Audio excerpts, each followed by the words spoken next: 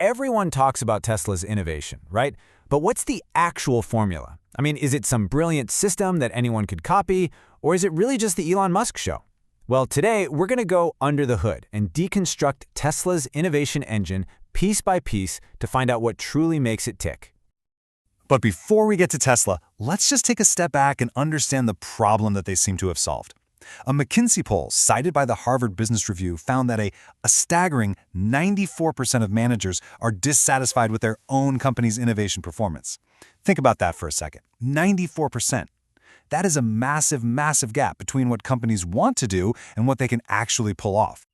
So yeah, that brings us to the big question, doesn't it? If everyone is so obsessed with innovation, why are most companies so bad at it? It's a huge paradox, and frankly, Tesla might just hold the key to understanding it. So here's our game plan. We'll start with that innovation paradox. Then, we're going to dive into 5 key ingredients for a true innovation engine. We'll measure Tesla against each one to see how they stack up, and then we're going to tackle that billion-dollar question. Can anyone else actually copy their formula? So what is this paradox really? Well, according to HBR, companies have all the pieces of innovation. The incubators, the brainstorming sessions, the idea wikis, but they're missing a fully integrated system. It's kind of like having a garage full of the best car parts in the world, but no engine to actually connect them all. The problem isn't a lack of effort, it's the lack of a working machine. And that brings us right to the first requirement for building that engine, teaching people how to think like an innovator. The point HBR makes this pretty simple. Innovation isn't some magical gift that only a few people have. No, it's a skill. It's a mindset that can and should be systematically taught to everyone in an organization. So how do you do that? Well, by teaching these 4 key skills. You learn to challenge the status quo, the stuff everyone just assumes is true. You learn to spot trends that everybody else is missing. You start to see your company's own assets as building blocks for something totally new. And maybe most importantly, you observe your customers so closely that you end up solving problems they didn't even know they had. It's all about learning to see the world with fresh eyes. And this is exactly where we see Tesla's unique approach come into play. See, they don't just train innovators, they hire them from day one. They're looking for problem solvers, not necessarily car people. In fact, a lot of the time they'd rather hire outsiders to avoid the industry's bad habits and ingrained beliefs. This is a huge part of what people call the Musk way. And this quote from Elon Musk himself, man, it just gets right to the heart of that mindset. He calls it first principles thinking. So instead of just looking at what already exists and trying to make it a little bit better, you break a problem all the way down to its most fundamental truths, like the actual physics of it, and then you build your solution up from there. It's how you leap from what's accepted to what's truly possible. So this unique mindset led Tesla to a very specific strategy. As Forbes points out, it's not classic disruption. That usually starts at the low end with a cheaper, simpler product. Now, Tesla did the exact opposite. They started at the very top with the high-end Model S, a premium leapfrog product targeting the most profitable customers first, with a plan to move down to the mainstream later on. This is what you call high-end disruption. All right, next up, we're going to combine 2 requirements that are really tied at the hip: having a clear definition of innovation and having the right metrics to track it. Because, let's be honest, if you can't define it, you can't manage it. And if you can't measure it, you're never going to improve it. HBR says you have to have both. When it comes to Tesla, their definition of innovation couldn't be clearer, because it's their actual mission, to accelerate the world's transition to sustainable energy. That aligns everybody. And for metrics, oh man, they are obsessed with outputs, production speed, battery costs, you name it. But here's an interesting little gap. It's less clear if they systematically track the inputs to innovation, like the number of new ideas being generated, which is something HBR really recommends. Requirement 4 is a big one. It's all about accountability.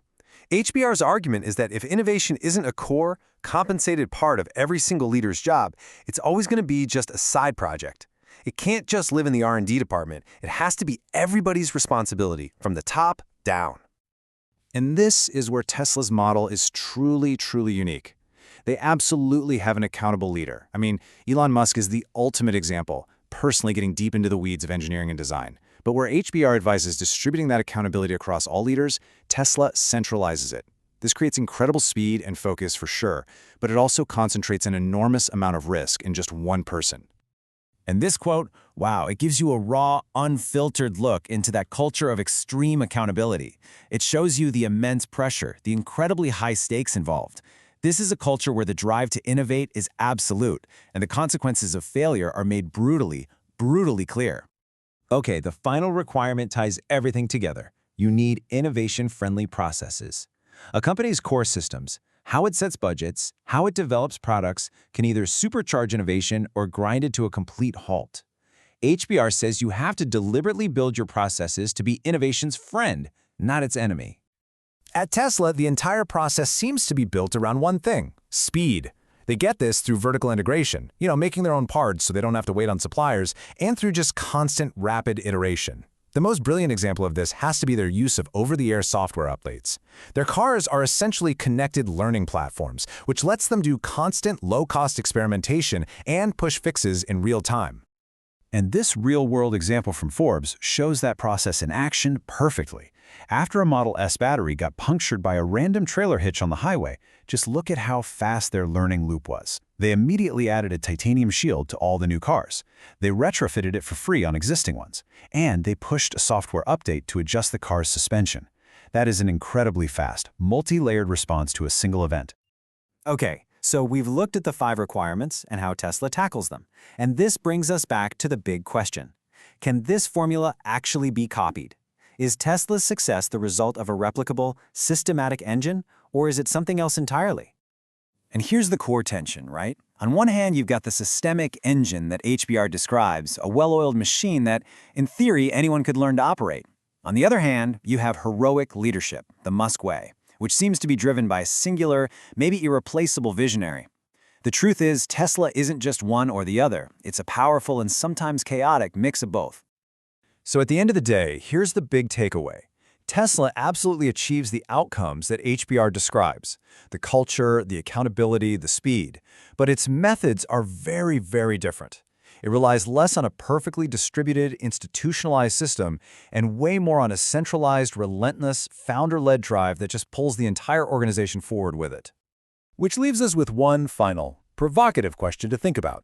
Is the Tesla formula a blueprint for the future of innovation that any company could follow? Or is it a unique phenomenon, a perfect storm of a singular leader and a world-changing mission that simply can't be replicated? That's the billion-dollar question. Thanks so much for tuning in.